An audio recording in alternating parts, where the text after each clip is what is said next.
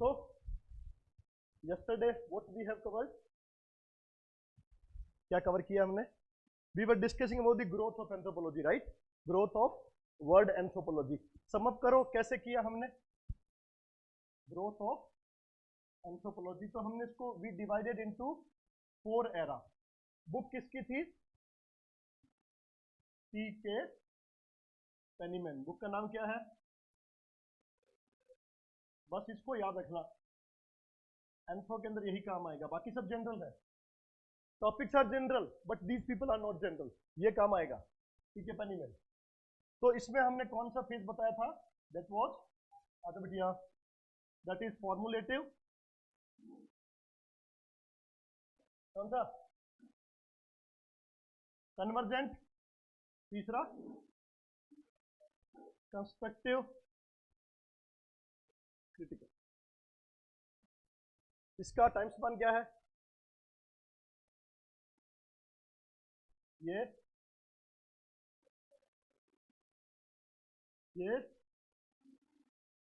और ये 1900 राइट. सारफील्ड है अपने पास में. फॉर्मुलेटिव में मेन कौन है? How they formulated a discipline. तो इसमें आपने किस किस को लिया है? 2 पार्ट कर लो, एक बीसी एक एडी. तो बीसी में आप किस किस को ले रहे हो? रोमन और ग्रीक फिलोसोफर्स एंड थिंकर्स. तो उसमें मेन इंपॉर्टेंट तो एक ही हुआ है, Herodotus, father of history and father of ethnology, then anthropology, right. Herodotus क्या किया? देखो हमें लैंग्वेज भी लिखना है. रिमेंबर के we need to write language also. Herodotus लिखने से हमारा आंसर खत्म नहीं हो जाएगा. Herodotus travelled a lot to the different sites and different people, right. तो हेरोडोटस ने वहां से स्टार्ट किया था एथनोलॉजी, राइट. उसके बाद सेकंड कौन है? The most important, Protagoras. उसका मेन काम रिलेटिविटी और man is measure of all things. ये बहुत इंपॉर्टेंट है. जो किसने बोला है? प्रोटैगोरस ने. उसके बाद सॉक्रेट्स किस पे एम्फेसाइज कर रहा है? एजुकेशन पे, राइट. बात कर रहा है लॉ एंड ऑर्डर की. उसके बाद कौन आ रहा है? प्लेटो. किसकी? मैरिज, लॉ, रिलेशनशिप, सब पे बात करेगा. उसके बाद कौन आएगा? अरिस्टोटल. अरिस्टोटल क्या बोल रहा है? Necessity of law. Without the law and order worse than animal. वो तो मैं देख रहा हूं in the word. Actually I'm not talking about my class. You people are quite decent. Look, so I don't know what happens inside. So the formality period का पहला part हमने किया बीसी में. सेकंड पार्ट है AD में. AD में भी चलिए स्टार्ट विद द ट्रेवलर्स. तो कौन कौन से इंपॉर्टेंट थे? The first Marco Polo, Vasco da Gama. Alberuni सिर्फ इंडिया में रहा, right. And he talked majorly about the casteism, Brahmins and all these things. और मेनली रहा Marco Polo, Vasco da, because they both, उन दोनों का एक खास बात का what the main thing in Marco Polo and Vasco da Gama, कि they were not biased about their own ideas, right. उन्होंने अपने आइडिया से दुनिया को नहीं देखा. They travelled at many places. एल्बन तो सीधा इंडिया आया, वो पूरा घूमते हुए आया. एक वेनिस से आ रहा है, एक कहां से आ रहा है? वास्को डी गामा कहां से आ रहा है? कहां से आया था? पोर्तुगीज. तो एक पोर्तुगीज इंडिया आ रहा है पूरा एक रन करके. That was the thing actually. तो ये दोनों ट्रेवल. उसके बाद में इंपॉर्टेंट क्या रहा? The discovery, inventions, right. William Harvey, Leeuwenhoek, बहुत रहा. विसुलियस काफी इंपॉर्टेंट रहे. उसके बाद some progress happen in India. Some anthropologist जो वर्क इन इंडिया. कौन कौन थे?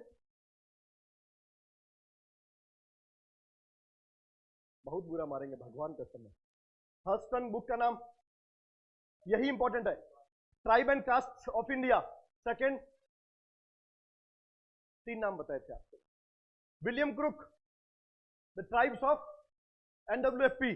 और तीसरा वेरे एल्विन. क्या किया? Philosophy of NEFA, NEFA, NEFA. उसके बाद मैंने कुछ नाम बताए थे आपको. At the age of enlightenment में? एक बहुत इंपॉर्टेंट नाम बताया था जिसने बात की थी, यूनिवर्सल लॉ ऑफ नेचर। और उसने कहा था कि the rules which are applied in a society on individual should be applied on all the society at the time of war and peace. That is Grotius. Very much important, right? और इसी पे मैंने कहा था कि all the international court of justice जो है वो ग्रोटियस के थॉट पे काम कर रहा है। उसके बाद दूसरा कौन था? Yes, Pufendorf, right, social contract की बात करता है। उसके बाद कौन आता है? Rousseau, theory of social contract. उसके बाद में इसको याद रखो, मैंने बताया था उसके बाद में द एज ऑफ एनलाइटमेंट में इवोल्यूशन ऑफ ह्यूमैनिटी। ह्यूमैनिटी में उन्होंने तीन अलग अलग कहे थे, कौन कौन से? तीन तरह के लिया था। मैंने एंथ्रोपोलॉजी का नाम नहीं पूछ रहा हूं आपसे। आई टोल्ड यू दैट, हाँ,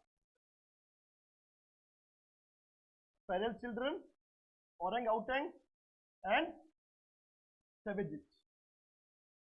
और रूसो ने कहा था कि they also the part of human. orang-outan is human without language।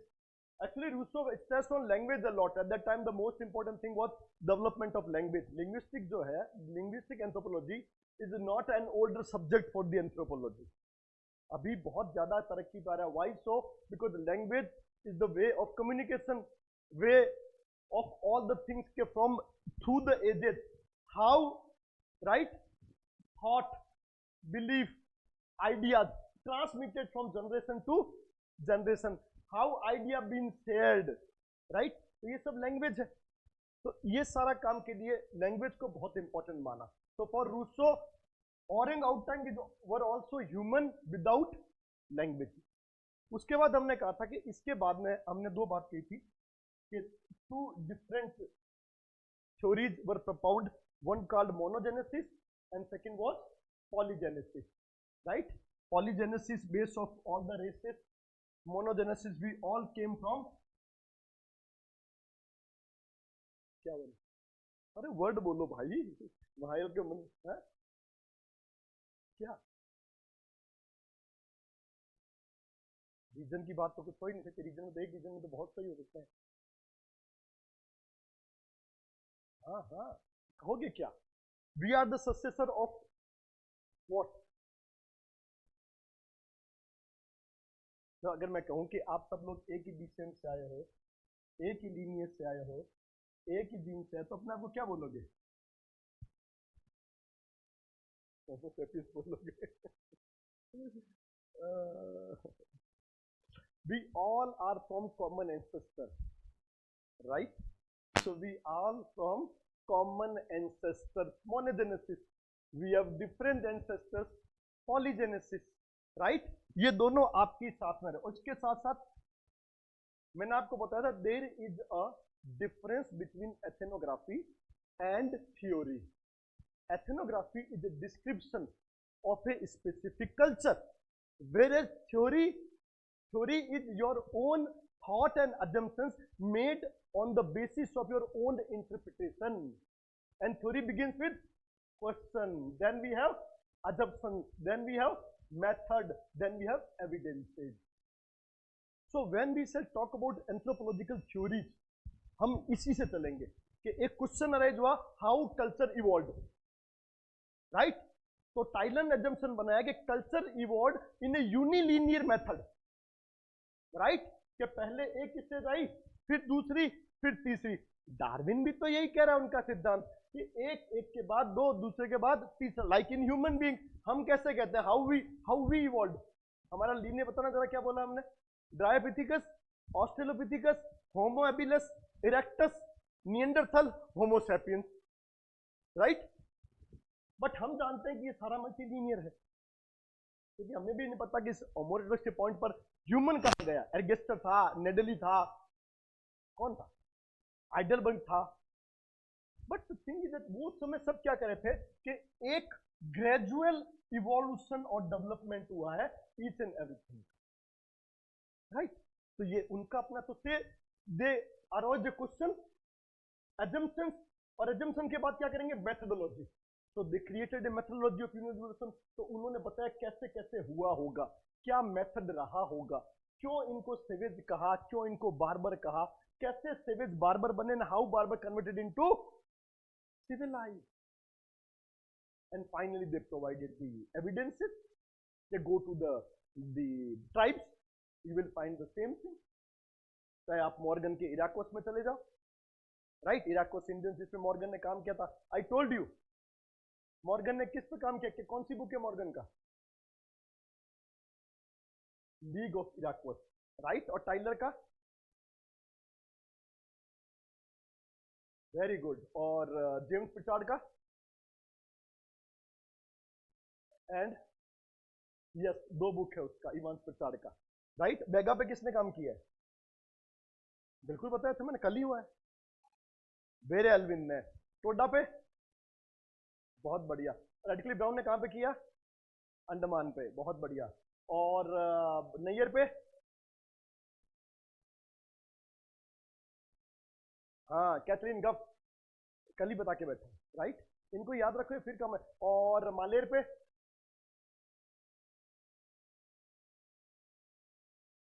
वो तुम जैसे ही थे, जो तुमको हिंदी में बोलते हैं, स्टूडेंट हिंदी में क्या बोलते हैं, हाँ जी, हाँ जी, जीवन भर विद्यार्थी ही रहे. तो ये बहुत, ललिता प्रसाद विद्यार्थी, एलपी विद्यार्थी. डीन मजुमदार सर ने किस पे काम किया,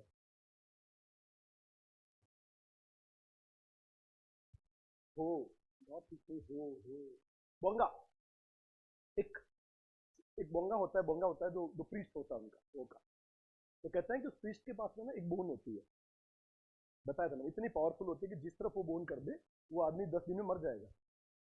इस वजह से नहीं कि उसमें से पावर निकलती, इस वजह से कि उसको ये विश्वास हो जाता है कि अगर बोन मेरी तरफ आई तो मुझे, हाँ, वो खाना पीना छोड़ देता है, बिस्तर पे गिर जाता है, लोग उसको घेर के बैठ जाते हैं, तो बस अब वो मर जाता है. तो साइकिल कोरोना में हुआ था ना, फियर से ज्यादा मरे और चीजों से कम मरे, वही होता है. तो same thing happened here. So in anthropology, the most important, what we say, the important thing in anthropology is, yes, when you talk about any term of sociology, anthropology, any term of anthropology, you say about the socio-cultural or physical linguistic, काम किसने किया है, किस पर किया है, right? ये दोनों बहुत इंपॉर्टेंट आते हैं, और यही it makes subject subject. Otherwise everything marriage, everybody notes, but marriage में नोट्स एंड क्वेरीज ने क्या कहा है, राइट? मैकाइवर एंड पेज की क्या डेफिनेशन है, फॉक्स क्या बोल रहा है किनशिप के ऊपर, राइट? मूडो का क्या है सोसाइटी के ऊपर. These are the important thing, बस इसको पकड़ के रखना है और यही आंसर है. Because we are not anthropologists, and anthropology is field work science. So if you are tackling a field work science, you need to know those people who worked on field, right? जैसे कल मैं तुमको structuralism, functionalism समझा रहा था, the same चीज you need to keep in your mind, कि when you are writing about culture, अगर आप फंक्शनल पार्ट रखते तो आपके माइंड में कौन चलना चाहिए, मेलिनोस्की. स्ट्रक्चरल फंक्शनल है तो रेडक्लिफ ब्राउन. सिंपल स्ट्रक्चरलिज्म हो तो लेवी स्ट्रॉस. अगर मैं बात करूं हिस्टोरिकल पर्टिकुलरिज्म तो फ्रेंच बोआस. अगर मैं इन्वायरमेंटल की बात करूं तो जूलियन स्टीवार्ड. अगर मैं एनर्जी की बात करूं तो लेस्ली वाइट. रिवोल्यूशन की बात करूं तो गार्डन चाइल्ड, राइट? अगर मैं डिफ्यूजन की बात करूं तो स्लीमैन, बेकोफेन, राइट? अगर मैं इवोल्यूशन की बात करूं तो Tylor, Morgan, Frazer, right? Cultural personality की बात करें रूथ बेंडिक्ट. ये एकदम दिमाग में चाहिए कि व्हाट आई एम राइटिंग, ये it is attributed for this. यही तुम्हारे सब्जेक्ट को एनरिच करेगा, यही तुम्हारे आंसर को, इस पूरे एंथ्रो की सबसे बड़ी बात यही होती है कि how you put all those things at right place. बात वही है अबाउट द क्विजिन्स. मल्टी क्विजिन्स में क्या होता है, कॉन्टिनेंटल है तो आपके कॉन्टिनेंटल इंग्रेडिएंट्स होने चाहिए, राइट? एक शेफ और एक लोकल जो रेस्टोरेंट होता है उसमें फर्क क्या होता है, यही तो है. एक लोकल रेस्टोरेंट में क्या होता है कि they have all the ingredients all together, वहां पहले से ग्रेवी बना के रखा है, कुछ भी डालेंगे तो उसमें ग्रेवी का ही स्वाद आएगा, चीज का स्वाद नहीं आएगा. अगर वो शेफ होगा तो उसमें आपको ग्रेवी का स्वाद नहीं आएगा, उस चीज का स्वाद आएगा। अगर वो आलू की सब्जी बना रहा है तो तुमको उसमें आलू का स्वाद आएगा। उनके स्पाइसेस बहुत लाइट होते हैं। आप 5 स्टार में खाना खाइए, बहुत फीका खाना होता है, बहुत अजीब सा, आपको पसंद ही नहीं आएगा। क्यों? क्योंकि वो काम करते हैं कि जो इंग्रेडिएंट्स है उसको कैसे फ्लेवर्ड किया जाए, राइट। यहाँ तो पहले से बना है, उसमें लो ज्यादा तो 4 मिर्ची डाली और लो, भैया थोड़ी मिर्ची। The thing is that, so we have discussed about the formality period. उसके बाद हमने then we have discussed about the second part, that was the कौन सा था, the convergent. और convergent में important कौन रहे थे? We discussed about the Karl Marx, Friedrich Engels, Will Smith. Then we talk about the Sir James Pritchard, right? And discovery of Neanderthal in Dusseldorf 1857, and then Darwin, the origin of species, right? उसके बाद हमने इसके कौन सा fees दिया था, that was, और constructive में मेन इंपॉर्टेंट कौन थे? हाँ, एंथ्रोपोलॉजी डिसिप्लिन कहाँ पे? Oxford, Cambridge, in French, in German, सब जगह आया। उसके बाद में इंपॉर्टेंट था मॉर्गन, फ्रेजर, टाइलर, ये सब यहां से आ रहे हैं। उसके बाद लास्ट पेज हमने कौन सा दिया था, that was the page of critical, right. And why Penniman called him critical? Because it was very critical page for the establishment of anthropology. तो उसमें 9 और 8 में क्या हुआ? In Liverpool, 1920 India, Kolkata, 1990 as a subject part of social anthropology, a part of sociology. उसके अलावा main कौन रहा? मेलिनोस्की, रेडक्लिफ ब्राउन, उसके बाद में रूथ बेनेडिक्ट। ये लोग जो स्ट्रक्चरलिज्म, फंक्शनल स्ट्रक्चरलिज्म और पर्सनालिटी एंड कल्चर की बात करें, मतलब थोड़ा आगे की, इवोल्यूशन नहीं, डिफ्यूजन, वो पीछे रह गया, अब उससे और आगे आगे किसमें आगे? Culture as a functional unit, structural functional psychology, myth anthro with psycho, personality, culture, उस पे, राइट। आज हम बात करेंगे, then we discuss about the major sub fields of anthropology. So we have discussed that the classification was given by, और Franz Boas कौन है, इसका थॉट क्या है, अभी बताया था मैंने।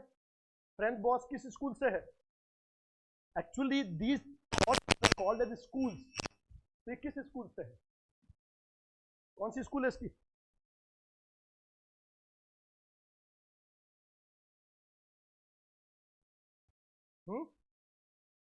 फ्रेंच बोआस की कौन सी स्कूल है? Evolution, very good. इसने कौन सा इवोल्यूशन कर दिया, बताना जरा। यस यस,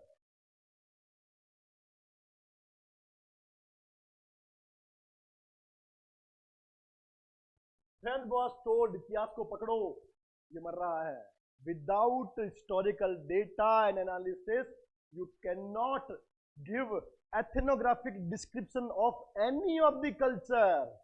कैसे कर सकते हो जब आपको उस कल्चर के डेटा ही अवेलेबल नहीं है कि इस कल्चर में ऐसा क्यों हो रहा है, कैसे हो रहा है, हिस्टोरिकल पर्सपेक्टिव क्या था, आप कैसे एग्जैक्ट एथनोग्राफी दे सकते हो? नहीं दे सकते ना। तो he actually emphasised on historical perspective. तो इसको कहा जाता है हिस्टोरिकल पर्टिकुलरिज्म। ये किसका हुआ? Franz Boas. And Franz Boas has given a simple classification, or he divided anthropology into 4 subfields, and those were, हमने कल बात की थी, बायोलॉजिकल, उसके बाद socio cultural, then archaeology, and finally the linguistic, right. Biology, socio culture, archaeology, linguistic. Now let's start one by one for all this things. सबसे पहले बात करते हैं biological anthropology. Biological anthropology deals with the biological aspects of human, right? Biological anthropology deals with the biological aspects of human और human being, दोनों एक ही चीज है। Biological anthropology deals with the biological aspects of human being, initially in its early age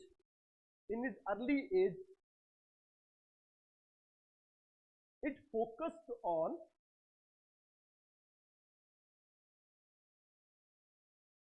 study of primates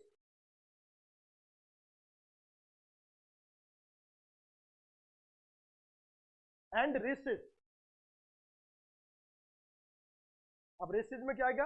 racial classification, racial features. Like जैसे India में बात करूं, if we talk about the racial classification in India, 3 prominent anthropologists, Risley, Haddon and Guha, right? इन्होंने India में classification दिया of races. लिखो, right? Racial classification bracket में कर लेना. Risley, Haddon, Guha, Prichard. James Prichard की बुक देखी थी ना हमने, physical history of man, natural history of man, right? तो ये it was all about the racial thing. ये इसके अलावा इंडिया के अंदर रेशियल क्लासिफिकेशन पढ़ेंगे in second paper. We have the racial classification of India, demographic profile. तो उसमें 3 लोगों का है, Risley, Haddon and Guha, right?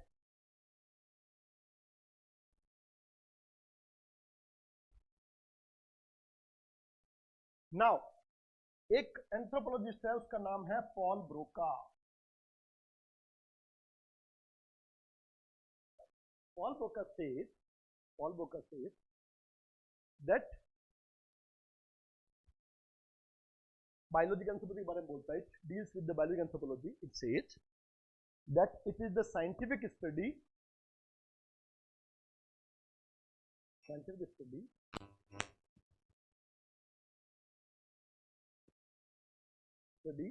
of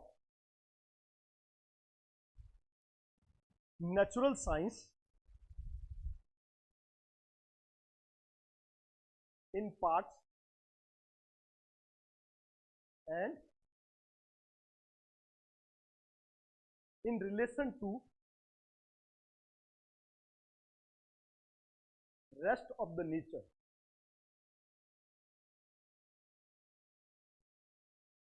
Right? तो इन टर्म्स में क्या कह रहा है? ये कह रहा है कि बायोलॉजिकल एंथ्रोपोलॉजी इज मोर और less a natural science, right? A natural science, because we are the part of nature.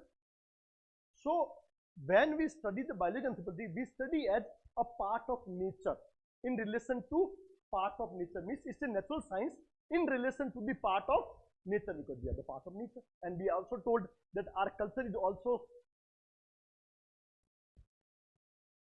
acclimatization to the nature, right? तो यही बात है. जब यही बात अगर आप बात करते हो इन सोशल एंथ्रोपोलॉजी, तो उसमें भी एक आता है कि सोशियो कल्चर एंथ्रोपोलॉजी, राइट? तो कहता है it is the natural science of the society. Socio culture study is the natural science of the society. So these people study anthropology as a part of natural science, the part of nature, right? और natural science की definition क्या होती है? Principle, the study of principles of the nature is called as natural science. It means हम क्या पढ़ रहे हैं इसके अंदर? We are just studying the principle. In general definition of natural science हम ये तो कहते हैं, नेचुरल साइंस डेफिनेशन क्या है? Study of the principle of the nature called as natural science. And we are studying biological anthropology as a part of the nature. It means it is also based on certain principles which are governed by the nature. फिर इसलिए बता रहा हूं because it's not a man-made thing. It is the part which is governed by the nature. So I will study about the impact of environment. Impact of environment पढ़ते हैं, impact of characters पढ़ते हैं, चाहे वो Darwin रहा हो, चाहे वो लेमार्क रहा हो, सिंपल तो एक पार्ट इन्वायरमेंट का छोड़ा हुआ है, राइट? एंड हमने भी बात की है, change of environment will get change in culture and physical both.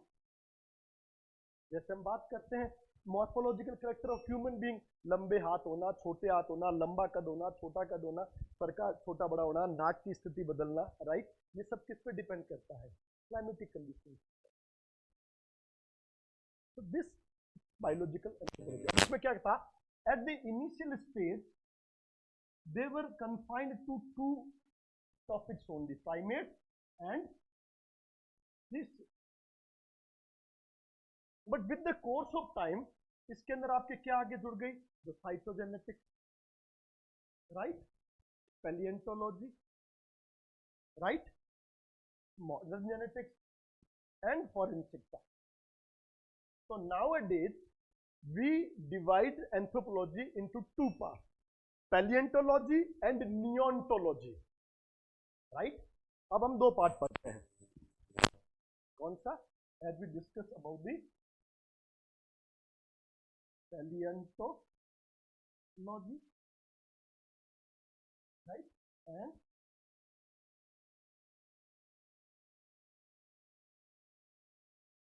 paleontology क्या होता है? Yes.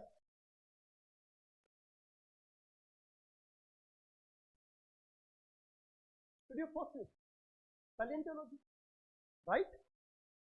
And neontology, जो इसके अलावा the part which are now included into the biological anthropology. As I discussed, when it was dealing with primates and races and all those things, it was called as physical anthropology. But when other parts are blood system, genetics, cytogenetics, environment, dermatoglyphics, when all they added to the physical anthropology, it was more needed to the biology. Then it was called as biological anthropology. Now the subsection of biological anthropology, अब थोड़ा लिख लेते हैं हम क्या क्या पढ़ेंगे. Now subsections of biological anthropology. So what study we will make in the biological anthropology? First लिखो primatology. Primatology, study of primates, study of primates. Man is actually put in the primates. हमको primate में रखा गया है. सबसे पहले हमारे classification group होता है primate. So study of primate, primatology. Second आ जाओ, इसके बाद सेकंड लिखो palaeontology. Study of fossils.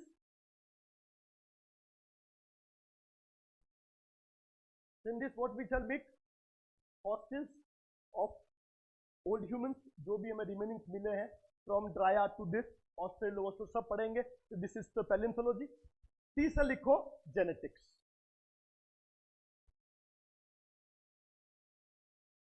Right.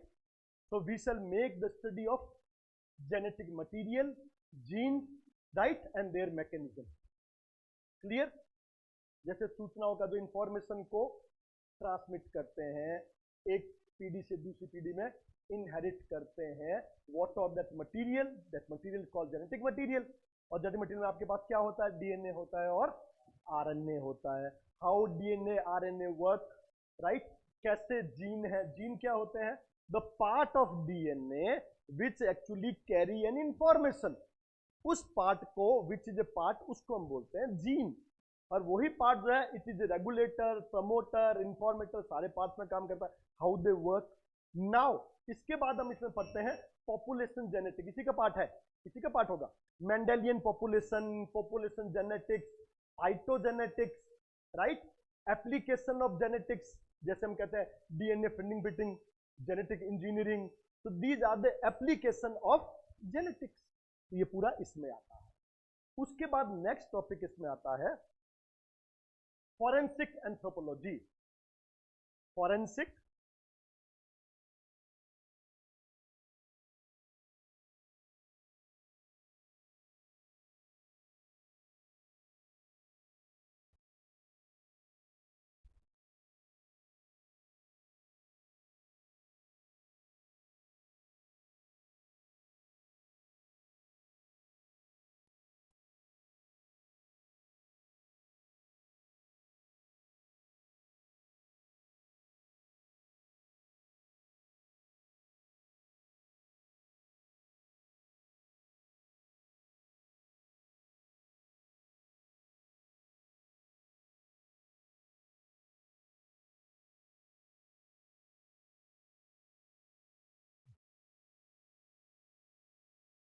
So forensic anthropology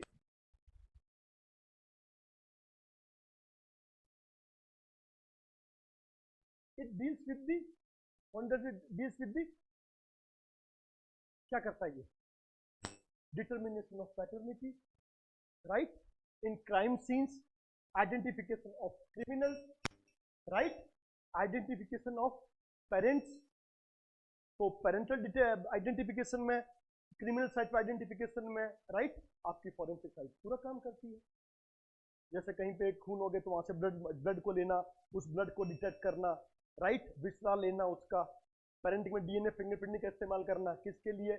paternity के लिए, डिस्प्यूट के लिए। सो पैटर्निटी डिस्प्यूट हो, राइट? कोई क्रिमिनल साइट में क्रिमिनल इन्वेस्टिगेशन हो, राइट? तो ये सब को करने में कौन काम करता है? Forensic anthropology, right?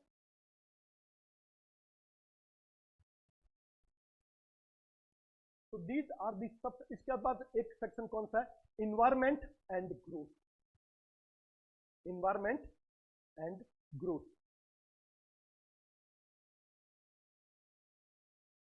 राइट? इसमें हम क्या पढ़ेंगे? Impact of environment on human being. क्या क्या पढ़ेंगे? से हायर एल्टीट्यूड में, right? Humans which are settled in higher altitude, right? How they adapt their life in higher altitude. जैसे एस्किमोज है, अब वहां पे the animals which are there, उनका तो हेरिडेटरी बड़े बड़े फर्स है, बाल है। ह्यूमन क्या करेगा? तो ह्यूमन क्या करता है? वहां पे इग्लू बनाता है, राइट? वो बर्फ के बने हुए घर, जिसके अंदर क्या करता है? वो एनिमल फैट को यूज करता है। उनका डाइटरी हैबिट वैसा ही होता है, राइट? वो फर का इस्तेमाल जानवरों से करता है, ये सब चीजें। तो ये हायर एल्टीट्यूड में। एक दूसरा के अगर दूसरी हम बात करें तो इन हॉट प्लेसेस कैसे आप करते हो अपने आप को? How human adapted the hot places, जैसे डेजर्ट एरियाज में। तो in extreme conditions how human adapt means culture in extreme conditions, how they work, how the genetics और physical morphology works in that particular area, कैसे human acclimatise हो रहा है, कैसे उसकी बॉडी ने रिस्पॉन्ड किया with the course of time, ये सब कुछ।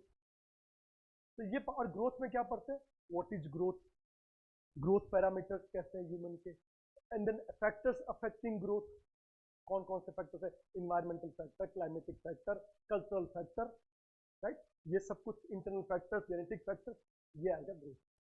And then the last part of anthropology is the part is called as applied anthropology, means applied biological anthropology. Applied biological, इसको हम अलग से चैप्टर में पढ़ेंगे, जिसको हम कहेंगे applied anthropology. अभी मैं थोड़ा सा I am going to give you an introduction. Say anthropology deals with the measurement of head, hands, everything. Helmet बनाना कैसे बनाना? If you don't have this cephalic index, अगर आपको ओवरऑल एक जनरल माप नहीं है, नहीं बना सकते, तो हेलमेट कैसे बनाने?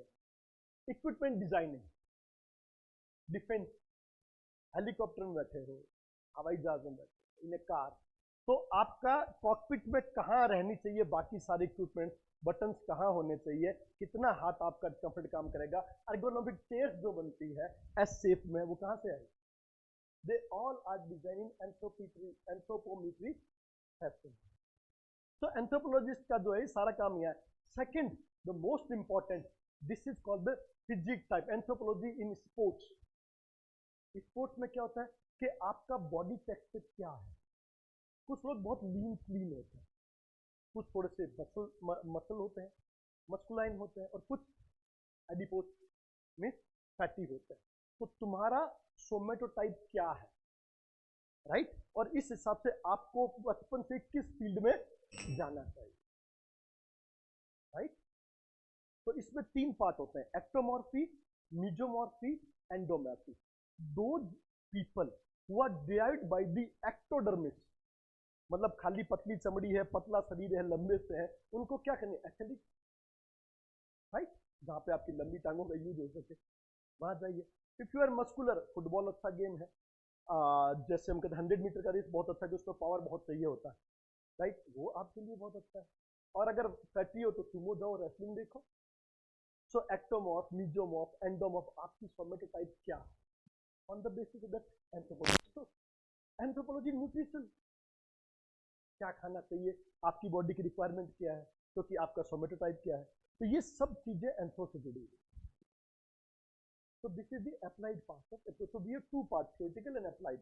ये how anthropology applied. So overall what we are studying here, जैसे मैं तुमको बताया था, 3 पार्ट तो पढ़ रहे हैं, कौन कौन से? That is evolution, development and differentiation. Evolution में हम क्या पढ़ेंगे? Theories. What we shall study? Theories. How human evolved, how species evolved, how microevolution occurred, how macroevolution occurred.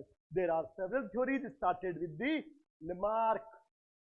Origin of अगर लाइफ का कहते हो तो आप बहुत सी चीजें करके आओगे, कॉस्मोस थ्योरी है, अलग स्पॉन्टेनियस थ्योरीज है, we are not doing that one, इसका बहुत थोड़ा सा।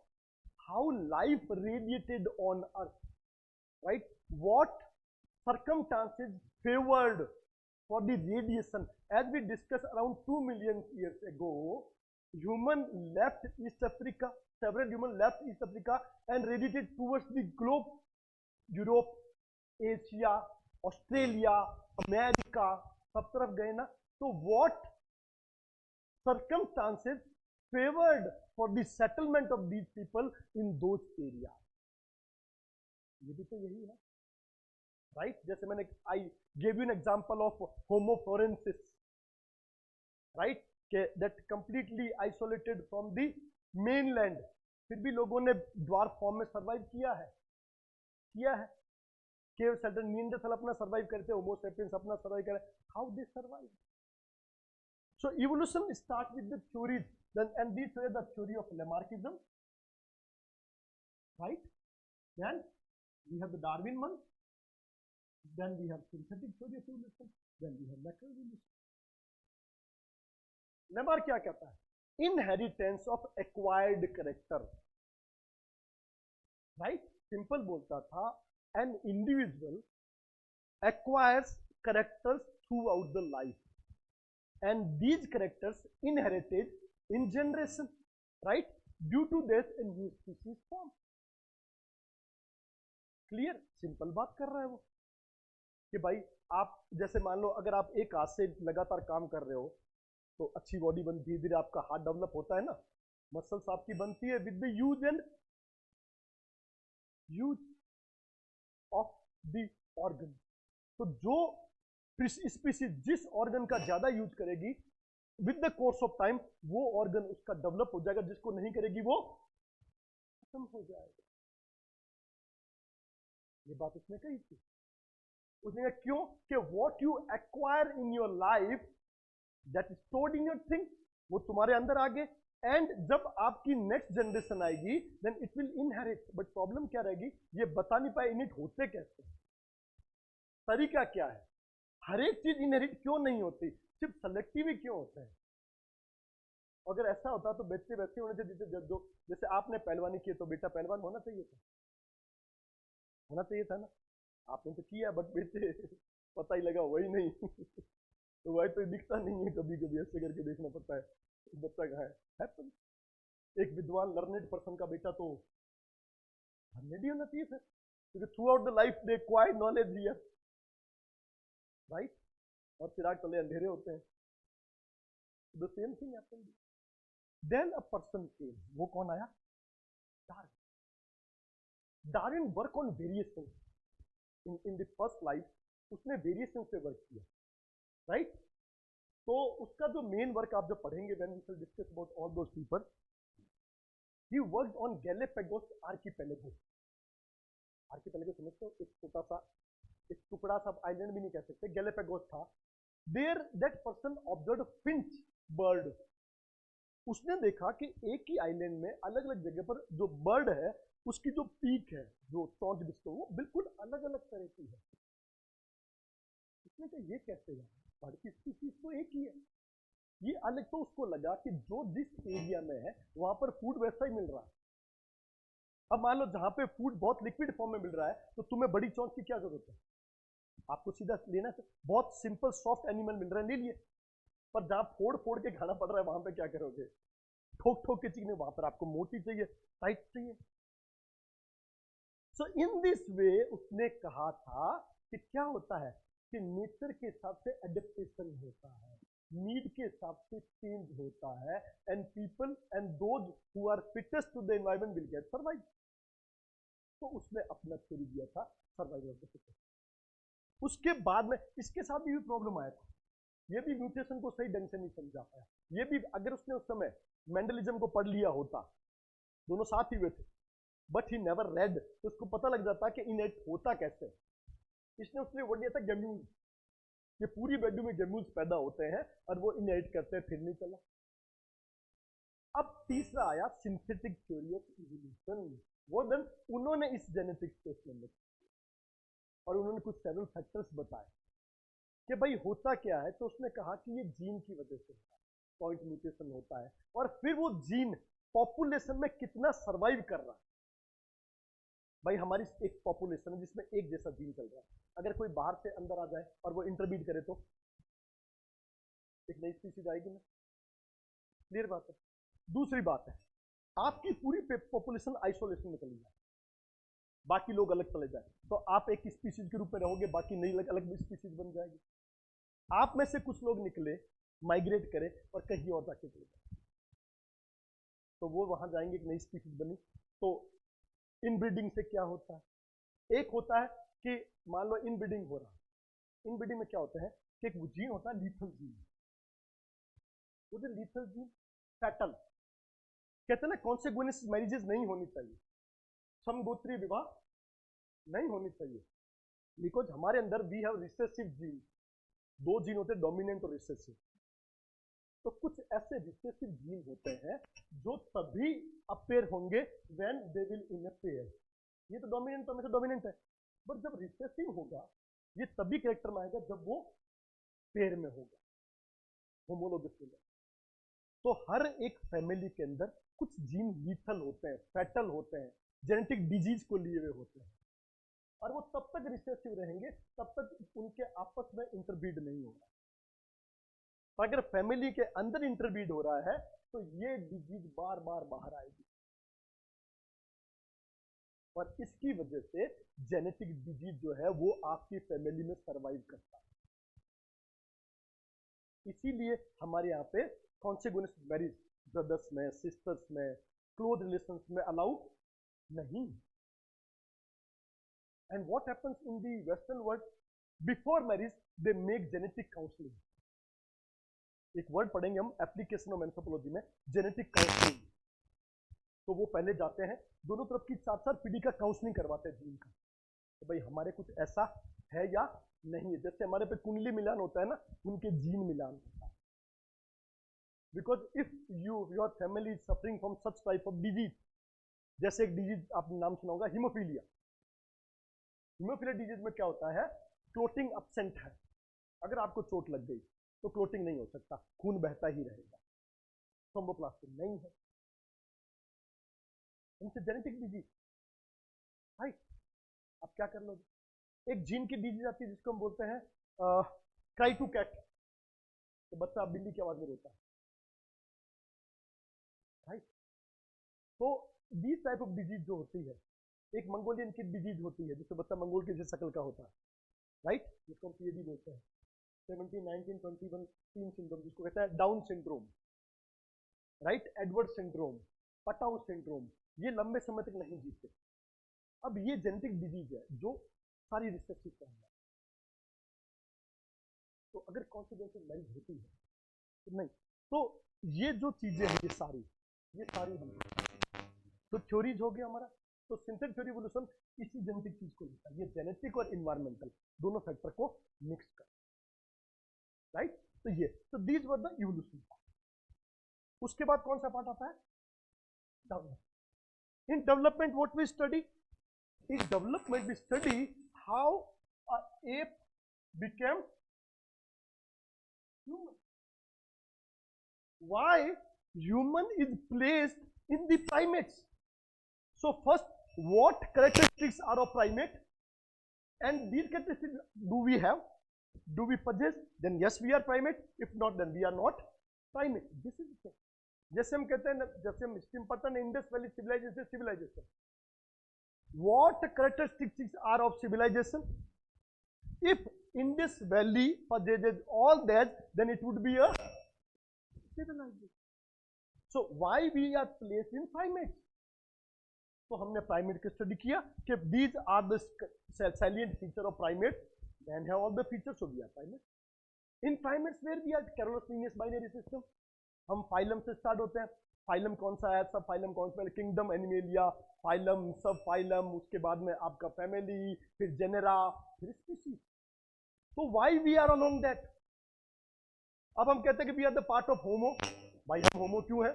होमो में we have 4 different species. Gibbon है, 2 टाइप ऑफ मंकी है, old world monkey, new world monkey. हम ओल्ड वर्ल्ड मंकीज है, हम पुराने बंदर वाले चावल है. न्यू वर्ल्ड मंकी है, राइट. छोटे जैसे लीमर का नाम सुना है? एक गोल आंखों वाला पतली सी पूंछ वाला लीमर घूमता रहता पेड़ों पर इतना सा, राइट. हम उसके साथ वाले ही भूलिएगा मत. कभी अपने पे गुमान हो तो लीमर को देख लीजिएगा, हमारी शक्ल बिल्कुल वैसी है. तो लीमर से इंद्राज है, बिली बिली. और एक तरफ आप क्या कहते हैं? Gibbon, orangutan, gorilla, chimpanzee.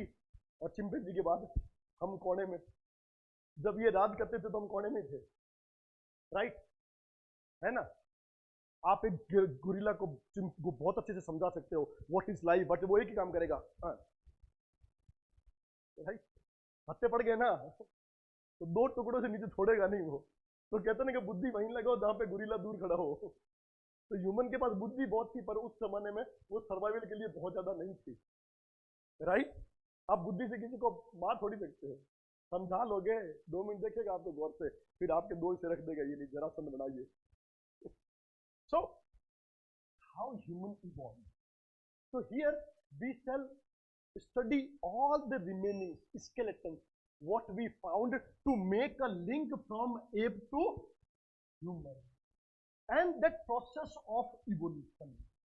कैसे आपकी बॉडी में चेंजेस हुए with the question how environment favored those changes and how you क्या किया आपने, how you got benefited, right? आपने कैसे उन चीजों के साथ एक्लेमेटाइज किया, फायदा उठाया और चले. So changes in body texture, changes in your gene mutation. उन चेंजेस से आगे क्या बढ़ा? You started with the culture, language, communication, learning ability, right. तो ये सब चीजें हम यहां पढ़ेंगे द पार्ट ऑफ डेवलपमेंट. उसके बाद नेक्स्ट आता है third, we all are Homo sapiens open, but why the diversity is always there और we are differentiating. Then it comes the internal factor and external factor. External factor क्या? Environment, growth, so many things, food, diet, habit, culture. These are the external factor. And internal में कौन आएगा? Genetics, right? So in internal we shall start with the how gene, right, made difference between people. And how environment, nature favored those selections or not favored those selections. What happened? Genetic load, genetic counseling. Genetic load word सुना है जिनका मैंने नाम दिया था. There are some gene which are like a load on population. जो fatal gene है. जैसे बच्चे mentally retarded पैदा हुआ, तो अब उसका आप क्या करोगे? In the term of the word, they are not productive one. तो उनके कारक, या जैसे मैंने बताया एडवर्ड डाउन पटाऊ पैदा बचपन से, आप क्या कर लोगे?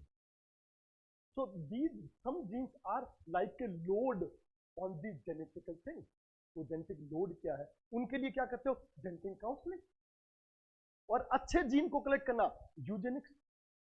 ये सारे वर्ड लिखे तुम्हारे, बट लाइन एक ही है कि if you know the word genetic counselling, हमने बात की. यूजेनिक्स मतलब कि सिलेक्शन ऑफ गुड जीन्स.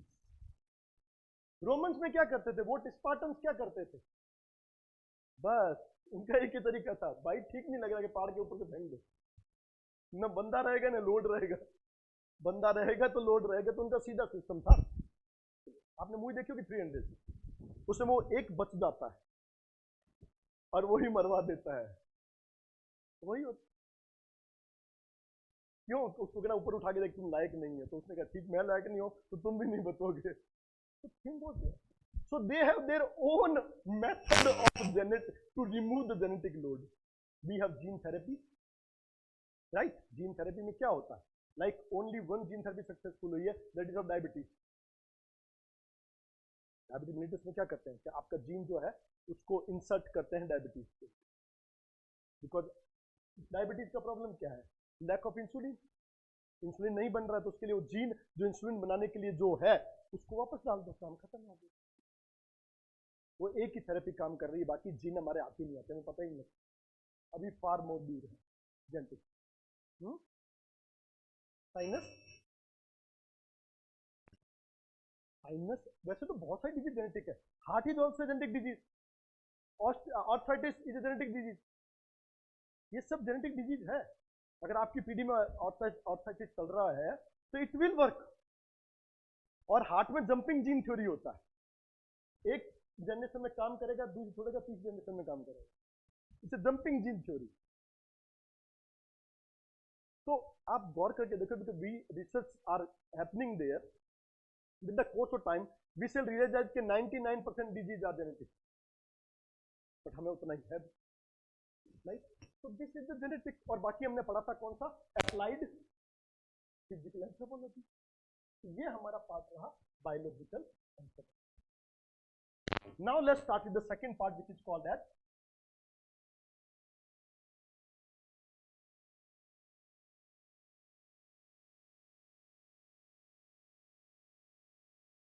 इससे पहले एक बार फिजिकल का देख लेते हैं कि कोर्स में हमारे क्या है।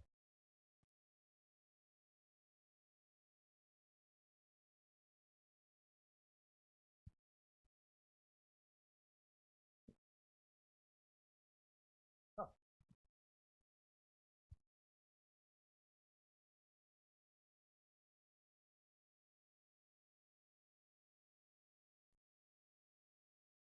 अब देखो गौर से देखो, physical anthropology, human evolution and emergence of man. First part, biological and cultural factors in human evolution, right? Which biological factors favored the human evolution? Which cultural factors for the human evolution? Right? Biological तो हो गया तुम्हारे अपने, cultural हो गया the external one and the internal one, and how they interrelated and interconnected to each other. आप क्या खाते हो वही आप बन जाते हो। हम बोलते हैं ना कि what you eat you become। तो आपकी फूड हैबिट क्या है, आपकी बायोलॉजी उसको कैसे फेवर कर रही है, हर चीज है, राइट? शुरू में क्या था, दो दोस्त जा रहे हो, भाई फल बड़ा पता है, अच्छा तू खा के देख, अच्छा मर गया, लिखते हैं दूसरी बार नहीं खाना है, एक दोस्त को और लेकर आएंगे अगली बार। पहले तो ऐसी टेस्ट होता था कि भाई जानवर मारा मार, खा के देख कैसा लगा, अच्छा गया, नहीं खाना है, खाने से ये हो जाता है। सेकंड इज, अब इसमें सेकंड देखो आप,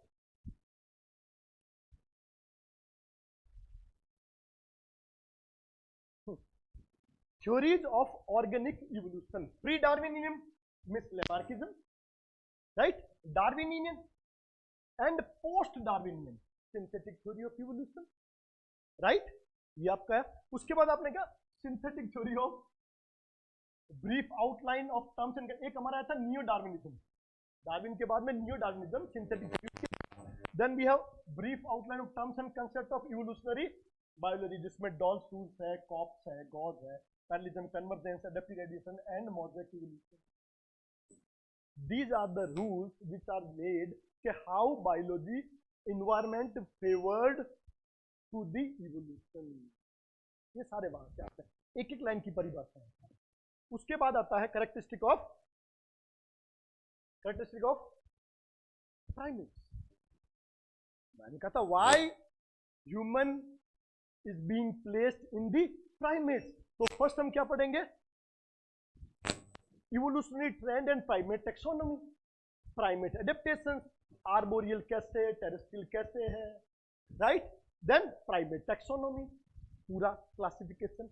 उसके बाद primate behaviour, then and quaternary fossil primate जो हम है, फिर living major primates, comparative anatomy of man and apes, skeletal changes due to erect posture and implication, right. इसके बाद नेक्स्ट आता है हमारा फाइलोजेनेटिक स्टेटस किसका एंड जोग्राफिकेशन ऑफ किसका। पहले प्लायर प्लेस्टोसीन में कौन हुआ था? ऑस्ट्रेलोपिथिसिन। ऑस्ट्रेलोपिथिकस, तो सबसे पहले हमने किसको पढ़ा? ऑस्ट्रेलोपिथिकस। उसके बाद आता है हमारा पैरांथ्रोपस, और उसके बाद यूरोप में कौन है? अफ्रीका में कौन सा हुआ? और इसको यूरोप में कौन सा है? उसका नाम हमने क्या दिया? हाइडेलबर्जेनेसिस। और एशिया में किस नाम से? जावा, पेकिन, फ्लोरेंसिस, सोलेनेसिस।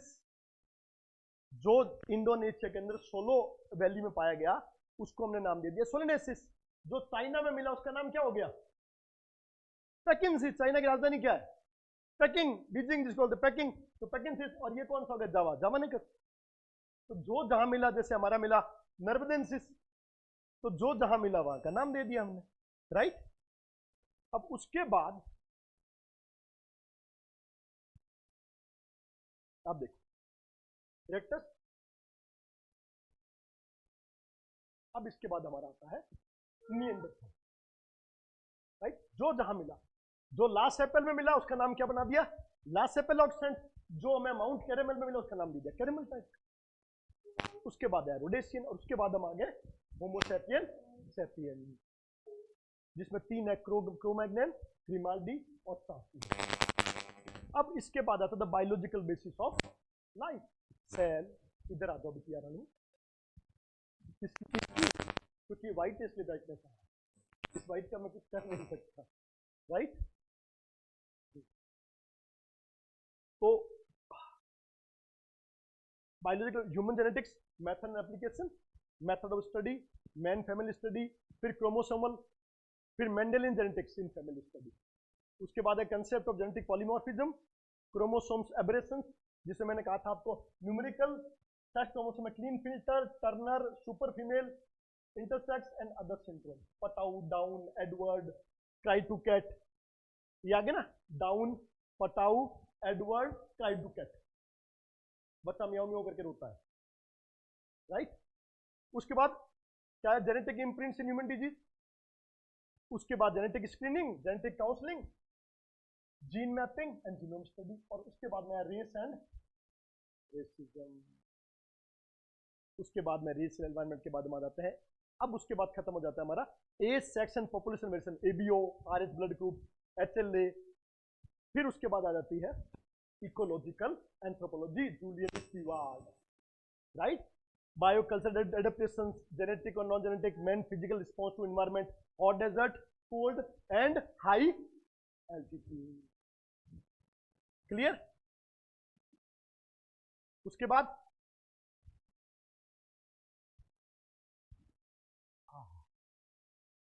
पॉपुलेशन हुआ, epidemic concept of human growth, health and disease, infection and non infection disease. ये सारे वो टॉपिक है जो तुम साइंस एंड टेक में बायो एंथ्रोपोलॉजी में पढ़ते हैं, राइट। जो बायोटेक्नोलॉजी है पूरा के पूरा यही खत्म हो जाता है।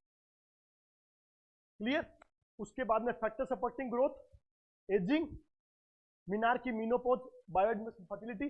उसके बाद आ जाती है एप्लीकेशन ऑफ, इसमें sports, nutrition, designing, forensic, applied human genetics, paternity diagnosis, genetic counselling, ये वाला, ये आपके पेपर 1 खत्म।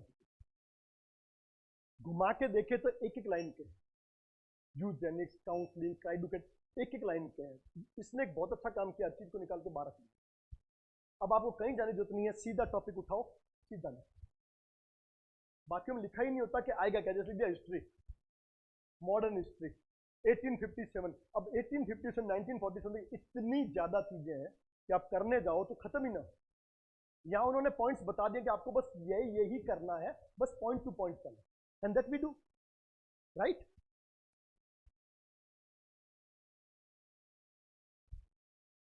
Clear?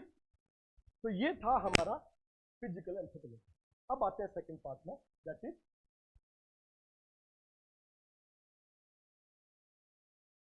it deals with the social and cultural aspects of human being, right? It deals with the social and cultural aspect of human being.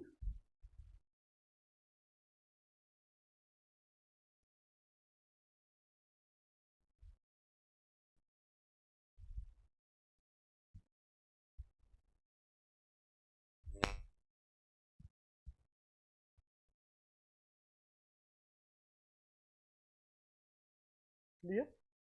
Means how a man is placed in a society, how he learned behavior, how he shared the behavior. So say learning behavior, sharing behavior, placed in a society, वो सब किसका part है? Socio cultural, right? And how relationships are maintained, right? ये सबसे important चीज. अब if we talk it simple, society की simple definition क्या होती है? What is the simple definition of society?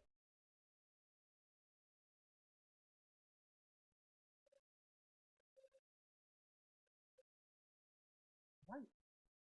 Socios, it's a word socius, means group. So it's a group of people of same origin which coordinate to each other and interdependence to each other. तो society में interdependency पहली चीज, दूसरा coordination, तीसरा group of people of same origin, right? जैसे human society, animal society, तो we are the human society. इसमें अलग अलग जो एक जैसे ग्रुप वाले वो एक जैसी सोसाइटी करेंगे, राइट? तो in a society work the important thing is cooperation, coordination, interdependence between the people, and how they behave, the expression of behavior, right? Means their moral, belief, all the things are called as culture, right? So when you studying a human being, what you focus, the social structure, interdependency, relation, their role, status, it is called the social perspective. When you talk about the art, belief, moral, right, their expression, behavior, that is called the culture. So culture is the sum total of the complete all learned behavior, right? And this behavior कहाँ से origin हो रहा है? The outer sphere, the surroundings, the environment जिसमें आप रह रहे हो, तो वो आपकी culture है.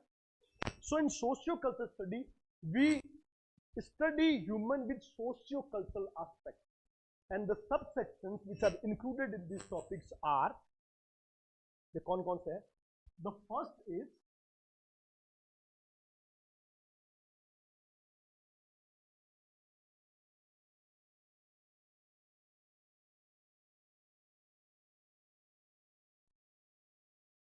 familial anthropology.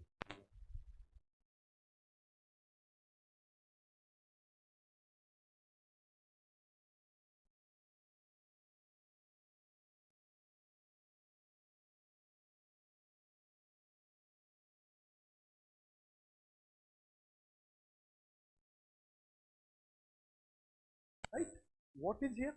In this anthropology, we discuss about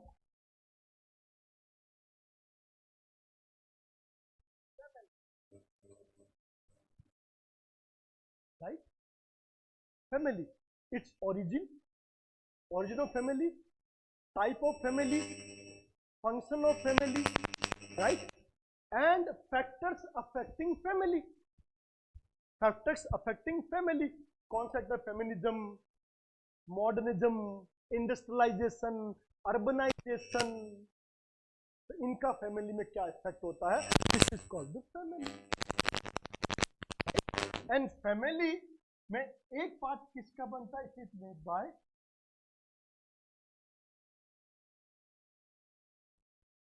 marriage.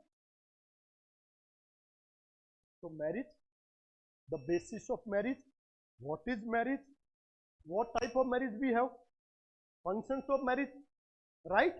Then preferential form of marriage, prohibited form of marriage, endogamy, exogamy, hypogamy, hypergamy. Hyper हमने पहले ही पढ़ा था. कहां पे? हिस्ट्री में. अनुलोम और प्रतिलोमा. Hyper and hypo, endo and exo, गोत्र के अंदर बाहर, समूह के अंदर या बाहर. Prescriptive, proscriptive and preferential. Simple परिभाषा, प्रिस्क्रिप्टिव मतलब किन के बीच में होनी चाहिए, प्रिस्क्रिप्टिव. प्रोस्क्रिप्टिव किन के बीच में, preferential what which should be preferred to get marriage, favoured by जैसे साउथ में जाओगे सबके बीच में शादी हो सकती है, बट सबसे ज्यादा प्रेफरेंशियल कौन है? मामा की में, right.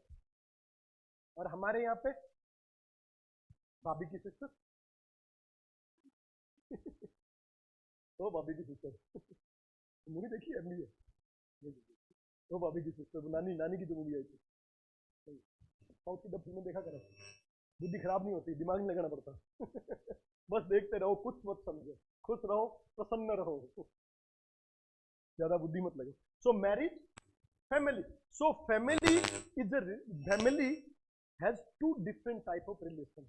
One relation made by marriage, and second is blood relation, which is called as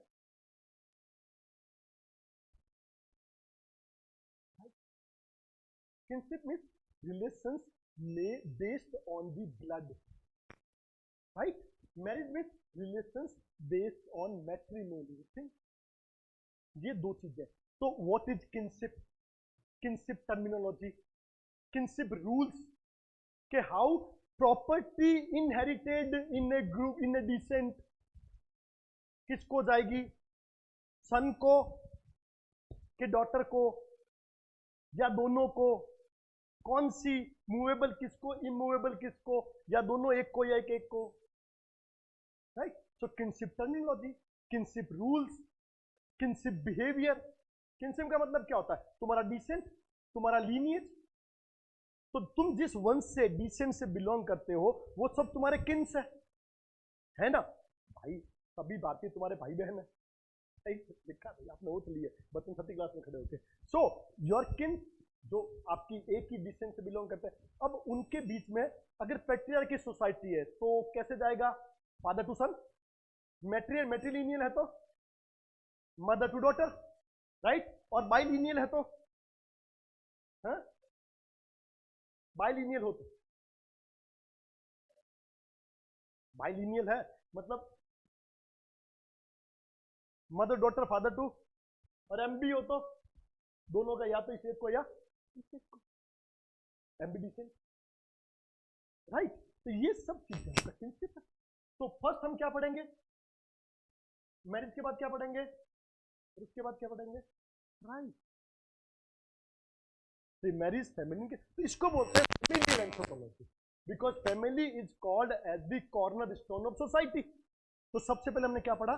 family, how society form through family, how family formed through to marriage and blood relation and matrimony. तो पहले उनको बनाया, तो पहले marriage, पहले खाली Keynes थे, फिर उनमें मैरिज हुई, फिर एक फैमिली बनी, because you have two type of family, है ना? कौन कौन सी? एक blood relation family, blood family जिसमें आप खुद लेते हो, राइट, और एक रिप्रोडक्टिव फैमिली जो आप बनाते हो, राइट। तो ये दोनों फैमिली किस तरह की फैमिली है? ज्वाइंट फैमिली है, न्यूक्लियर फैमिली है, एक्सटेंडेड फैमिली है, किस तरह की फैमिली, ये सब। तो this is about the family. उसके बाद सेकंड आती है आपकी what is study, be study, B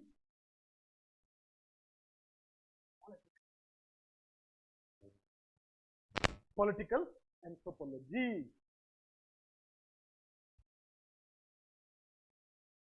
How people behave in a society, how resources are governed in a society, right? तो यही है ना, how resources are governed and maintained in a society, वो कौन करता है? पॉलिटी करता है, क्लियर।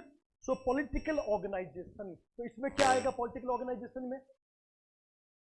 जैसे हमने कल बात की थी, बैंड, ट्राइब, चिफ्टन, स्टेट, उनके क्या स्टेटस है, रूल्स क्या है, लॉ एंड कहते हैं ना कि law in simpler society, rule in simpler society, justice in simpler society. अब सिंपलर सोसाइटी में जस्टिस कैसे होगा भाई? कोर्ट तो है नहीं, राइट। तो आप जस्टिस कौन से बेस पे करोगे भाई? जैसे कुछ हम लाते हैं, ब्लड फूड पे डिपेंड करती है कि भाई आपने इसको मारा, ये आपके उसको मार दे, I N I for N I. तो अगर आपका वो रूल चल रहा है तो वो है, या आपकी उसके अंदर क्या रूल बने हुए हैं, वो वाली बात है। अब किसी डेथ हुई तो पेनल्टी भर दो, अगर पेनल्टी वाला रूल तो पेनल्टी भरो, डेथ का रूल तो डेथ है, एक्सपेल का तो एक्सपेल है। तो what rules are there, how your society is governed, this is the part of political organisation, and how the headless society and head society are different to each other. हमने कल बात की थी ना, हेडलेस जिनका कोई हेड नहीं होता, हेड जिनका अपना जिसका ऑथराइज्ड हेड है। जैसे इंडिया में ऑथराइज्ड हेड कौन है? The constitution. We are govern by constitution and for that constitution, right, हम क्या बनाते हैं? Government which works on the basis of constitution to implement executed properly, right? तो ये बात है।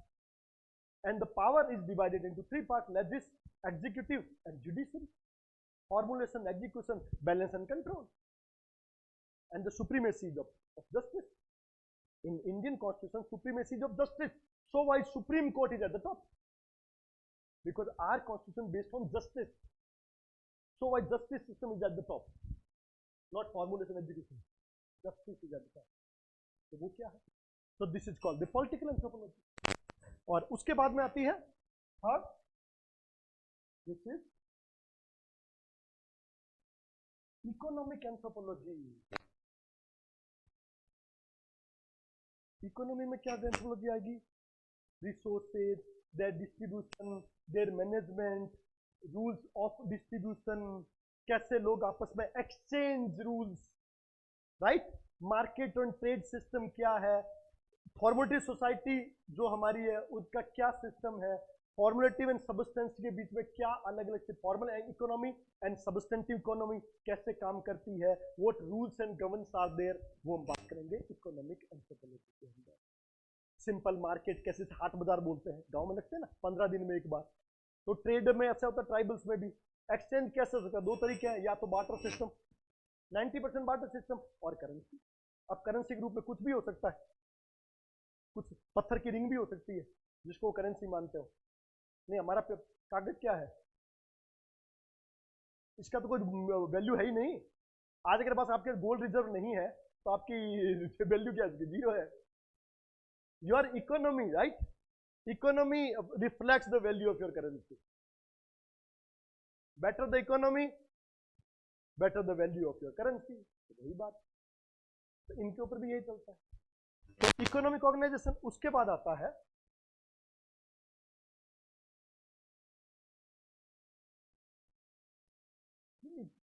Belief, right, anthropology of religion, anthropology of religion, religion, belief, moral, क्या religion के मेथड है, animism, animatism, manaism, right, taboo, totems, religion, magic and people who perform all those things, priest, shamans, right, इनके क्या rule है, myth क्या है, होता है ना भाई, mythology word is derived of myth.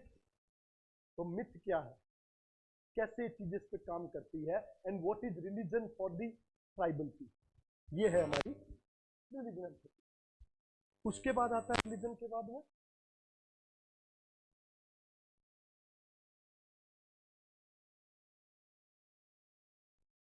Development, right,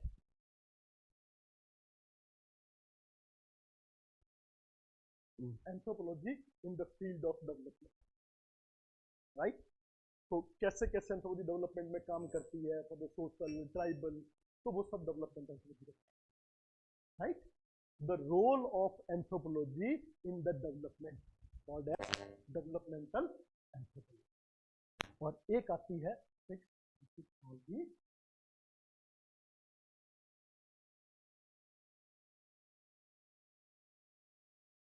medicinal anthropology. But ये तो medicine is a part of biology, but नहीं, लोकल एथेनोमेडिसिन, एथेनोमेडिसिन, काढ़ा, काढ़ा क्या है, तुम्हारी कौन सी उसमें लिखा हुआ है काढ़े का? जैसे कुछ तरह के लीव्स होते हैं, पत्ते होते हैं, झाड़ फूक होते हैं, ओझा होते हैं, ये सब कौन है भाई? किसी भी इन ट्राइबल में एक ओझा इज ए डॉक्टर है ना, वो दवाइयां देता है, चीजें करता है, झाड़ फूक करता है।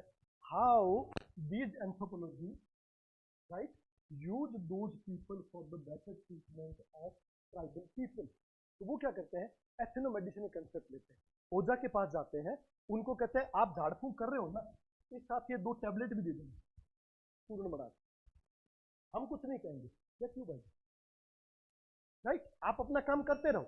सो what they do, they make a coordination of ethnomedicine to the modern medicine, to the allopathy, to the other thing, ताकि, और यही यूज है, because they know the tribals. तो वो ये नहीं कह रहे कि आपका बुरा है झाड़ फूंक, नहीं, वो कहते हैं आप करो। Why so, because the treatment what you doing from thousand of years, तो उसमें कुछ तो आपका होगा भाई, आप जानते हैं यहाँ की कौन सी जो वेजिटेशन है वो काम का है, किसको लगाने से घाव ठीक हो जाएगा। तो what you need to do along with this, use these medicine, right. So they designate the ethnomedicine as the legal way and they make a combination of both for better treatment. इसको बोलते हैं medicinal.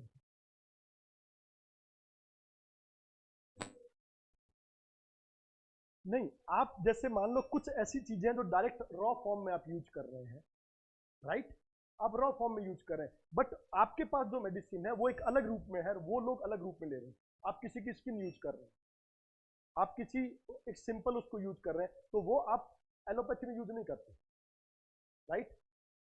अब खैर बड़ी बड़ी बात नहीं, छोटे बच्चे होते थे, कहीं गाँव लग गया कागज चिपका दिया, कुछ नहीं तो बीड़ी वाला कागज चिपका दिया। वाई सो, क्योंकि उसको क्या करना है, आपको जम से दूर रखना है, राइट। वो कॉटन का बना हुआ होता था, अगर आप देख लो पुराने जमाने में कागज प्योर कॉटन है, तो कॉटन आपके यहाँ मैंने चिपका दिया, तो उसने वही काम किया जो कॉटन की रुई करती। ये तो मेडिसिन प्रिस्क्राइब नहीं करता ना आपको। बात है कि वो लोग क्या करें, आपको झाड़ फूंक कर रहे हैं। अब झाड़ फूंक क्या करता है बताना जरा, कुछ नहीं करता, बिलीफ सिस्टम पैदा करता है। आपको दर्द हुआ शरीर में, हमने थोड़ा झाड़ फूंक किया, आपको थोड़ा रिलैक्स मिला, एक साइकोलॉजिकल, उन्होंने कहा भाई आपको रिलैक्स मिल गया ना, अब एक 4 दवाई बता दें, वरना वो एक कॉन्फ्लिक्ट पैदा होगा। आपने देखा होगा the time of corona, vaccine लेने के लिए कई ग्रुप ने मना कर दिया था कि हम वैक्सीन नहीं लेंगे, right, it is not in our belief. तो वो चाहते हैं कि बिलीफ पैदा हो, क्योंकि एथनोमेडिसिन का भी एक अपना इतिहास होता है, वो लोग हमसे ज्यादा नेचर में रहे हैं, तो they know nature better than we people. तो बस यही, so this is about the medicine. इसके बाद ये होता है आपका सोशियो कल्चरल, राइट। एक बार देखो इसका सिलेबस,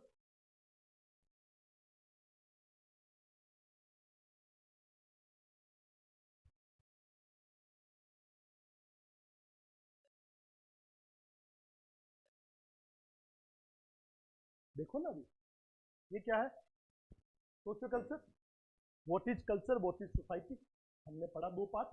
सोसाइटी क्या है, concept, culture, institution, group and stratification. Culture में क्या है, concept, culture, civilisation, ethnocentrism and culture relativism. 2 line में आ जाता है, बस हमें बिलीव करना है, 2-4 एग्जांपल देने। इसके बाद कौन आ रहा है, क्या है marriage, definition in universality, marriage is universal और not, right. Second, laws of marriage क्या क्या है,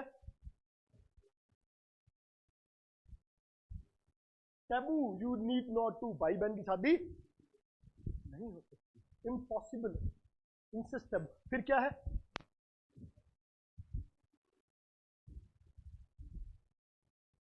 polyandry and group marriage, right. उसके बाद कैसे, फिर मैरिज, हो गई शादी पूरी, बताइए सबको। अगला पॉइंट आइए, क्या लिखा है, सेम पढ़ो, क्या है, university definition, family, household, domestic group, function of family, type of family, कि भाई पर्सपेक्टिव में ब्लड रिलेशन है, मैरिज है, रेजिडेंस है, सक्सेशन है, impact of urbanisation, industrialisation, feminist, खत्म। अगला क्या है, किनशिप, कॉन्सेग्युइनिटी एंड एफिनिटी।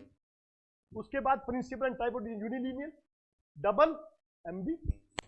उसके बाद forms of descent, lineage, clan, phratry, moiety, किंडर, बढ़ते जाओ, लीनिएज, क्लान, लीनिएज में एक वंश, क्लान में पूरा गोत्र आ गया, उससे बड़े को बोल दिया फैक्ट्री, उससे बड़ा हो गया मोइटी, मोइटी से आगे हो गया किंडर। फिर है किनशिप, टर्मिनोलॉजी। कौन किसको, सिंपल एग्जांपल बताता हूं, लाइक से इन वेस्टर्न कंट्रीज मामा, चाचा, फूफा, मौसा, वर्ड बताओ, अंकल, राइट। और हमारे यहाँ पे मौसा जी, फूफा जी, बुआ जी, चाची जी, ताई जी। वाई? तो what it says that how much the people are involved in your family life, right. उनके लिए वर्ड है brother, sister, uncle, aunt. It means these family are confined to a group, nuclear group, जिसमें एक father है, mother है, brother है, sister है, बाकी वो कजिन है, वो अंकल है, वो आंट है, वो इन लॉज है। So these represents a nuclear family society. हमारे यहाँ पे we have a joint family society. Each and every relation is designated with a specific adjective.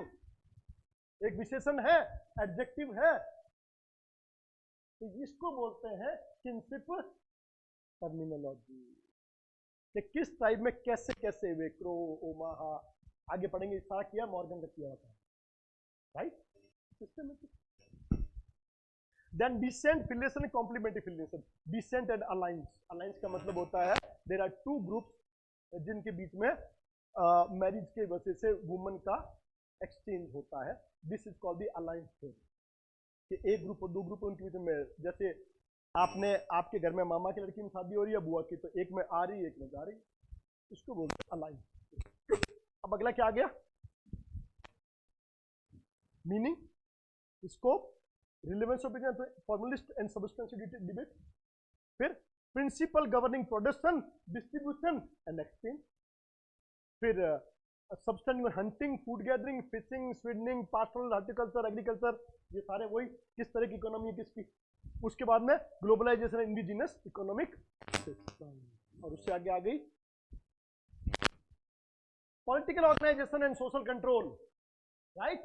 What it says, band, tribe, chiefdom, kingdom and state. Concept of power, authority, legitimacy, social controls, law and justice in simple society. खत्म।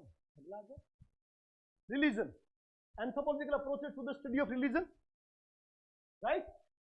Evolutionary, psychological, functional, monotheism, polytheism, sacred, profane, myth, rituals, formed religion, tribal society, animism, animatism, fetishism, naturalism and totemism.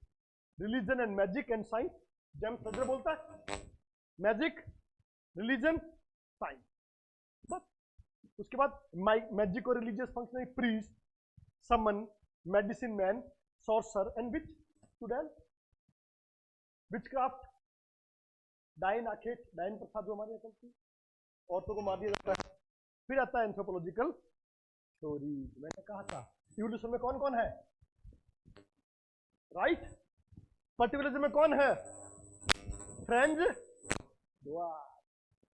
Functionalism में कौन आ रहा है, structure function में कौन आ रहा है, very good. Structure में कौन आ रहा है, लेवी स्ट्रॉस। कल्चर पर्सनालिटी में कौन खड़ा हुआ है, रूथ बेनेडिक्ट। और न्यूल उसमें जो कहता है मल्टीलीनियर है, कौन है, चाइल्ड, वाइट, गॉर्डन, लेजले, जूलियन, है ना। आगे चलो, कल्चर मेटलिज्म किसका है, हैरिस का। उसके बाद टर्नर, टाइलर, वापस आ जाएगा, और पोस्ट मॉडर्निज्म एंथ्रोपोलॉजी। सारी थ्योरीज खत्म। सबसे डिफिकल्ट पार्ट जो होता है वो यही होता है। पकड़ लिया तुमने टाइलर मॉर्गन फ्रेजर को, काम खत्म हो गया। अब तुम्हें पता है टाइलर मतलब इवोल्यूशन, 1 2 3, यूनिलीनियर मतलब ऐसे हुआ होगा, मल्टी ऐसे हुआ होगा। जैसे मल्टी का एग्जांपल दो, सिंपल एग्जांपल है कि इन ए सेवेज स्टेट कपड़े बहुत कम थे। मिडिवल यूरोप, मिडिवल टाइम पूरा भर गया। मॉडर्न टाइम वापस कपड़े कम हो रहे हैं। तो सारा सर्कल गोल हुआ ना। तो ये कौन सा वन यूनिलीनियर हुआ, ये हो गया साइक्लिक। खाने पीने में देख लो, रॉ, कुक्ड, आज लोग वापस रॉ खाते हैं, सापान चले जाओ, कच्चे केकड़े तोड़ रहे हैं, सेल्वन फिश खा रहे हैं। ह्यूमन रिटर्न करता है, the mentality returns to the old, क्योंकि आपकी मेमोरी में वो सब चीज पहले से है ना? जीन तो वही है ना, हजारों साल पहले का जीन भी आज भी तुम्हारे दिमाग में घुसा हुआ है, कहीं नहीं है। फिर आता है हमारा इससे अगला पार्ट, राइट? तो सोशियो कल्चर हो गया और बायोलॉजिकल हो गया। अब नेक्स्ट हम लेते हैं कौन सी? आर्कियोलॉजी। और तो ये लेते हैं आपकी कौन सी थी वो? Linguistic anthropology. Linguistic anthropology called the history of anthropology of languages. Linguistic anthropology,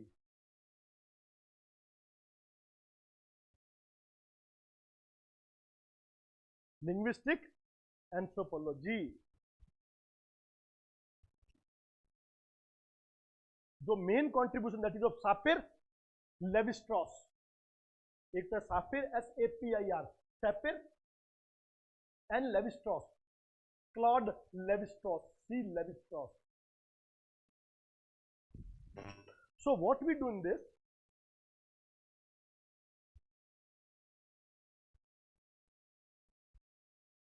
देखो, we study three aspects of language.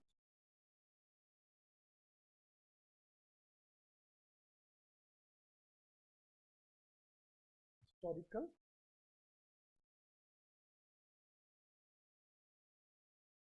right, and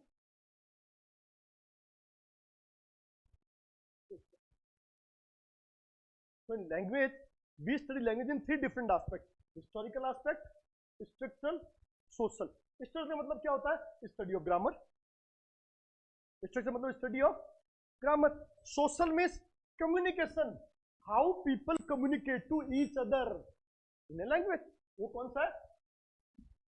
social aspect of language, how language is important in society, right? किसको क्या कहकर बुला रहे हो? तू के आप, अबे के भाई साहब। और तीसरा कौन सा है? ओरिजिन ऑफ लैंग्वेज और evolution of language, development of communication, how symbol came into the life. ये सब कौन सा एस्पेक्ट आ जाता है? Historical. This is the linguistic anthropology, right? ये है तुम्हारा लिंग्विस्टिक। अब आती है आर्कियोलॉजी, राइट? अभी पृष्ठक नहीं, इसमें पूरा आएगा आर्कियोलॉजिकल एंथ्रोपोलॉजी। आर्कियोलॉजिकल एंथ्रोपोलॉजी में हमारे पास में क्या आएगा? Archaeos means ancient, archaeos means ancient, और logos means study, study of ancient time. So what it studies? It studies artefacts, remaining fossils, right? और मैंने कल तुमको तीन चीज बताई थी आर्कियोलॉजिस्ट क्या पढ़ता है। पहली बात क्या पढ़ता है वो, मैंने तीन चीज बताई, तो तीन चीज पे ध्यान रखता है वो। First, chronological order of succession. Second, about a culture, how it evolve and declined और destroyed.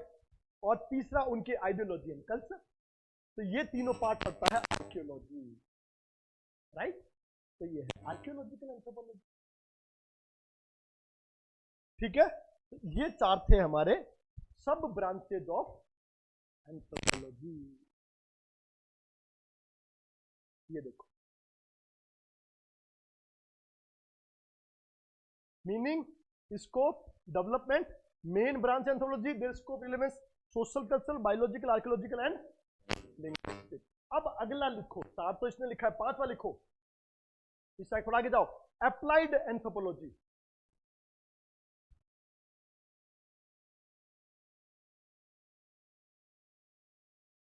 It deals with the application of anthropology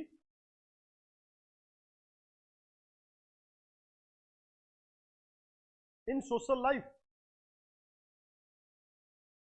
in socio-cultural life, socio-cultural life.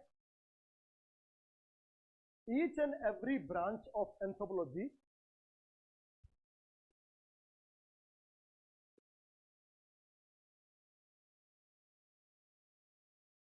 contributes practically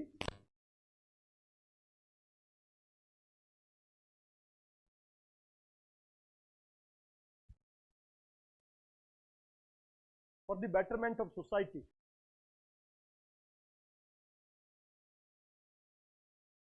for the betterment of society, right? Such as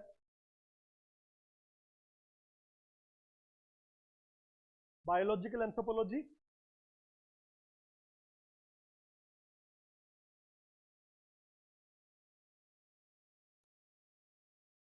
in terms of genetic counseling, forensic, sports, nutrition, defence and designing, लिखने की जरूरत नहीं है, वो सारी चीज जो मैंने आपको सिलेबस में बताई है ऐसे तो आपको पता होना चाहिए। How biological, diagnosis of diseases, right, ये सारा हमने पढ़ा है। इफेक्ट ऑफ इन्वायरमेंट, सब कुछ ये अप्लाइड में ले रहा बायोलॉजिकल में। सेकंड लिखो socio cultural,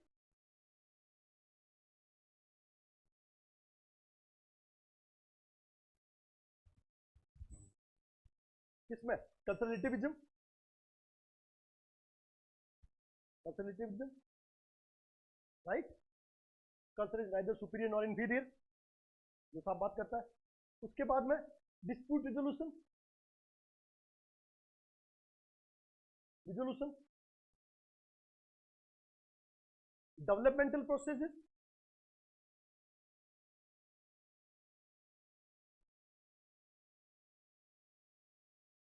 tribal policies, background डाल देना L P Vidyarthi sir.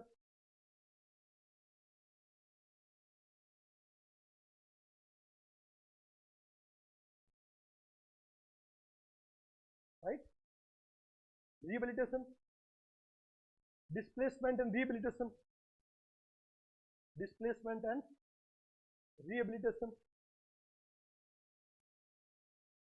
As social engineer and doctor, anthropologic work, anthropologists work as social engineer and doctors.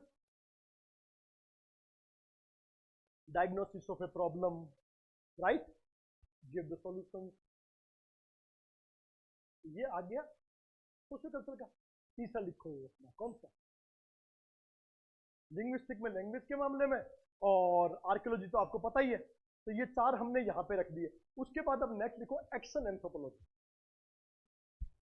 Action anthropology.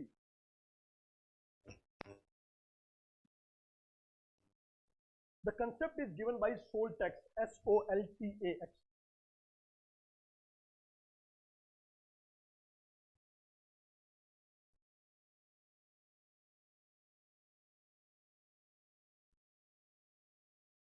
In action anthropology, an anthropologist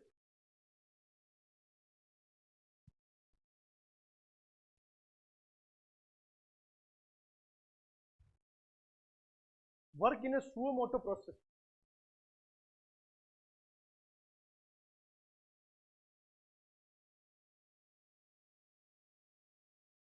Suo-moto मतलब होता है self motivated. It असल में होता है कि anthropologist, these anthropologists are not appointed by any governing body. They diagnose a problem and work spontaneously by their own side. They, because they are the single one, तो वही जाते हैं problem को डायग्नोसिस करते हैं और काम करना शुरू कर देते हैं in a suo motu process. तो these people are called action anthropologist, right. ये एक्शन है कि कोई गलत देखा, समस्या देखी, खुद ही कूद पड़े, राइट। फिर लोग ही निकाल के लाए, भाई साहब गलत जगह कूद गए, छोटी कन्या कह के नाले में कूदा दिए हैं आपको तो जरा बाहर निकलिए। कई बार कूद जाते हैं, पता नहीं चलता है, फिर पूरे बाहर नहीं आते, कभी एक टांग दे के आते हैं, कभी हाथ दे के आते हैं, होता है कई बार। So these are the branches of anthropology. So we have discussed about the 6 branches, right? वैसे 4 हमको कहा था, हमने 6 कर दिया, एक्शन एंड अप्लाइड। तो ये एक पूरा क्वेश्चन बनता है अबाउट द सब फील्ड्स, और कल हमारा क्वेश्चन होगा relations of anthropology to the other sciences, जो हमारा पहला पार्ट है ना, ये वाला देखो। मीनिंग, स्कोप एंड डेवलपमेंट हो गया, ग्रोथ हो गया, सोशियो कल्चर, बायोलॉजी, लिंग्विस्टिक हो गया, मेन ब्रांचेस हो गई है। रिलेशन, अब हमारा टॉपिक क्या रहेगा, ये relation with other discipline, social, behaviour, life sciences, medical, earth and humanities, और कल हम आ जाएंगे nature of culture and society में। तो कल यहाँ तक कंप्लीट हो जाएगा, फिर अगले 4 दिन में हम यहाँ पहुंच जाएंगे। ठीक है, तो आज के लिए यही समाप्त होता है। राइट, आपकी उपस्थिति के लिए सादर धन्यवाद। Okay, have a nice day, thank you.